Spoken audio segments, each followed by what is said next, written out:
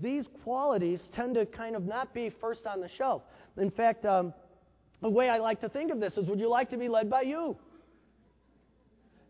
If you're a teacher here and you sat in the middle of your classroom, would you enjoy it? Would it be like, yes, I'm so glad I'm taught by me? You know? If you're a principal that's here, would you love to be your own principal? Would you love to be led by you? Yeah, it's an interesting question.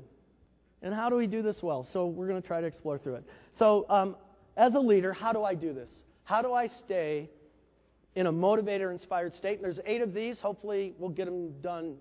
Like, I'm telling you there's 8 because like when we're on 5, you might start to panic if it's like 3:20. All right. So here we go. Be crystal clear about my purpose, passion, and vision in life. Let me tell you about this. When I first got to Stevenson in 1986, I was struggling to make decisions. And I want you to see there, it talks about this criteria provides the power to make good decisions, is what it says, right?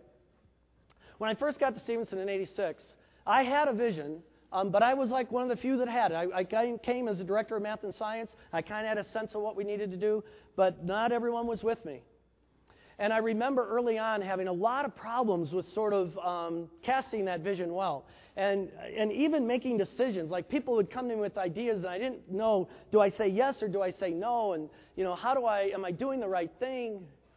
And, and how do you just do that? And actually, when I got there as director of math and science, Rick was actually the principal at the time.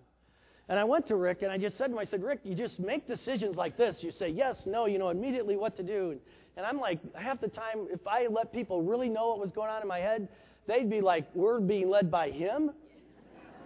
I said, I don't even know if I'm right. And Rick said to me, I never forget this. I went into his office and he just looked at me and goes, well, Tim, your problem is. And that's not a good way to start a sentence. Oh, please, tell me my problem.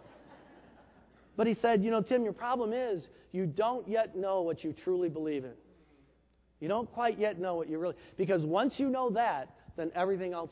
Once you know what it is that you want to have happen, what you're passionate about, what has to become the way of life for the Math and Science department, in my case, then the decisions will be easier.